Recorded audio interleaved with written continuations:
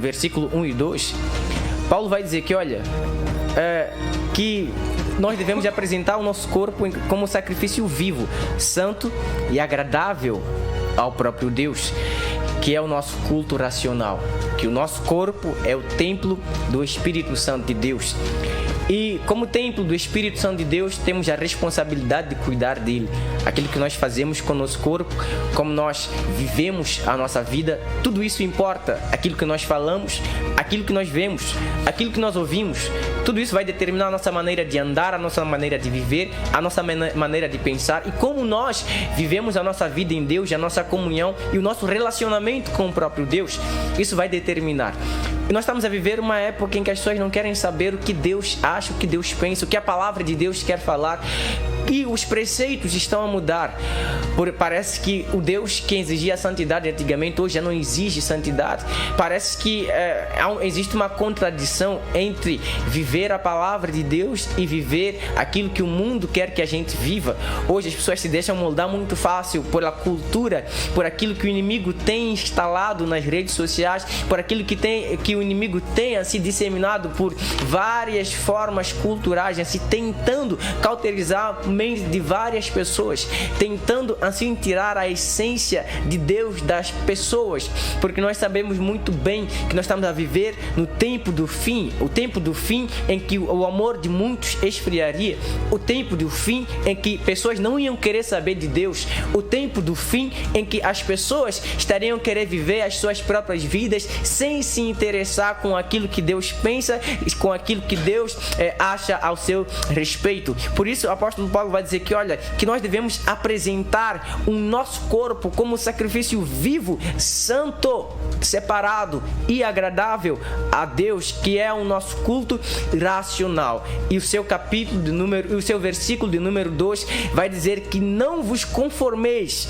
com este mundo. Olha, vocês não devem se conformar com a maneira de viver desse mundo. Deus está à procura de pessoas inconformadas com o tipo de realidade espiritual que nós estamos a viver, com a mornidão espiritual em que a igreja se encontra nesses dias. Mas, Américo, a igreja, quando eu falo igreja, falo no conjunto geral, a juventude atual hoje não quer viver aquilo que a palavra de Deus exige. Santidade, separação, está firmado com o próprio Deus e não andar em conformidade. Ao contrário, a igreja hoje está a pregar que nós devemos andar e imitar o mundo para poder assim trazer eles para a igreja.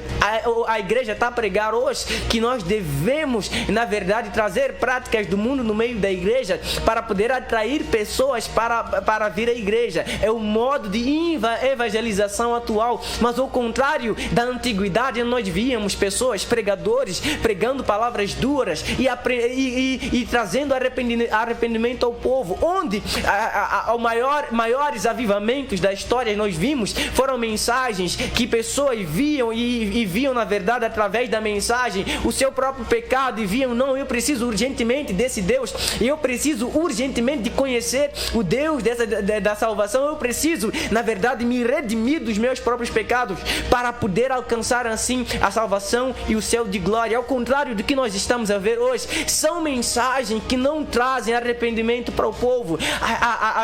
As pessoas hoje estão a dizer que, olha, é normal, é natural, e a naturalidade entrou, não existe mais temor e tremor.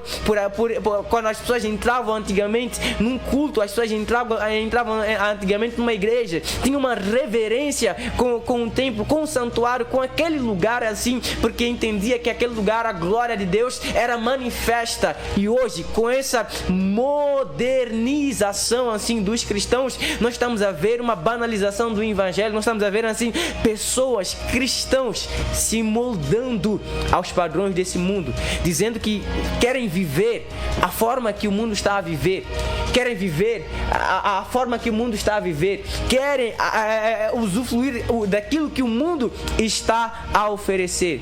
Mas e o que Deus pensa? E o que Deus acha a esse respeito? Será que Deus pode achar um coração inconformado com essa realidade? Porque Deus só precisa de alguém que está inconformado para poder agir, de alguém que vai se colocar na posição para poder agir e operar e mostrar a sua glória no meio do povo. Assim como nós víamos também alguém que não se conformava nos tempos de Noé. Lembra nos tempos de Noé? Eu entendo que Noé era alguém inconformado, no entanto que ele não vivia da maneira que as pessoas viviam. Por isso Deus olhou pela terra e olhou e achou apenas Noé vivendo de uma maneira santa, uma maneira separada, e ele falou: olha, é esse que eu vou usar para poder manifestar a minha glória, orelha de chinelo.